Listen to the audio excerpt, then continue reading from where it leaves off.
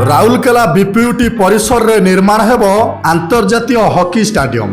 एथिपाई प्रस्तुत हेउछि ब्लूप्रिंट। विश्वर अत्याधुनिक एवं समन्वित हॉकी स्टाडियम भावे यहाकू गढ़िबाकू लक्ष्य।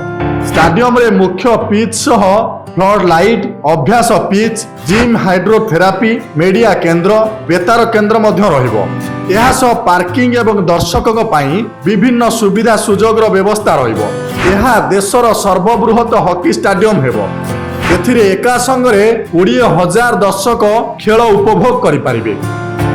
बीपीयूटी परिसर रे हेबाकू थिबा प्रस्तावित स्टाडियम उभय खेलाड़ी और दर्शक को जेपरी विश्वस्तरीय अनुभूति प्रदान करि परिबो ताकू दृष्टि रखी यार डिजाइन प्रस्तुत करा जाउछि। 2022 मध्य सुधा यार काम संपूर्ण करने लक्ष्य रखा जाइछि। एही नुआ स्टाडियम जनवरी 2023 रे ओडिशा रे हेबाकू थिबा 2023 पुरुष हॉकी विश्वकप रो अन्यतम आयोजक स्थल हेबो। खास एथिपाई मंगलवार मुख्य शासन सचिव सुरेश चंद्र महापात्र, मुख्यमंत्री सचिव भिके पांडियान, क्रीड़ा और युव व्यापार विभाग स्वतंत्र सचिव आर विनील कृष्णा स्टाडियम निर्माण हेबाकू थिबा प्रस्तावित स्थानर परिदर्शन करी समीक्षा करथिले। राउरकेला रे अंतर्जातीय मानर हॉकी स्टाडियम निर्माण करा जिबा संपर्क में मुख्यमंत्री नवीन पट्टनायक गत मासरे घोषणा करथिले। सुंदरगढ़ जिला हॉकी खेलाड़ींको पाई प्रसिद्ध। भारतीय हॉकी को सुंदरगढ़ रो महान अवदान प्रति सम्मान जणाई राज्य सरकार ई विश्वस्तरीय स्टाडियम निर्माण पाई पदक्षेप नेछंती। एही स्टाडियम राउरकेला और सुंदरगढ़ एक प्रमुख स्थान रे परिणत हेबो।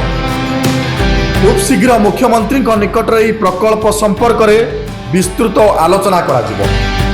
माननीय मुख्यमंत्री का निर्देश क्रमे आम हाई लेवल टीम आसीचु देखिया अपन जानते आसंता हॉकी वर्ल्ड कप 2023 जनवरी मासरे हबो एवं हॉकी वर्ल्ड कप पे एठी इंडिया रो सबुठ बड़ हॉकी स्टाडियम हवा पे जाउची।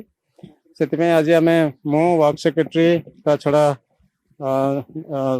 Special secretary sports 5T secretary समस्ते आम मिसिकी आसिक देखिलु एवं बीपीयूटी कैंपस रे बहुत भलो स्पेस अच्छी एवं तो सेठी जो डिटेल लेआउट करा जिवो स्टाडियम ता छड़ा पार्किंग आ विजिटर्स माने कोबटे आसबे एंट्री एग्जिट एवं सब प्रकार सुविधा एवं प्लेयर्स मान को रहया पई मध्ये जो सुविधा हो हॉस्टल रे से सब जिनस सब देखा गला एवं आम जाइए फीडबैक देव और डिटेल तार प्लान और लेआउट सब अल्प दिन भितर खूब शीघ्र डिजाइन सब अप्रूव हम एवं आम आशा करूँ 3-4 मास भितर काम आरंभ हम और वर्षे भितर रेकर्ड टाइम रे आम चेष्टा करूँ स्टाडियम टाको कंप्लीट करने।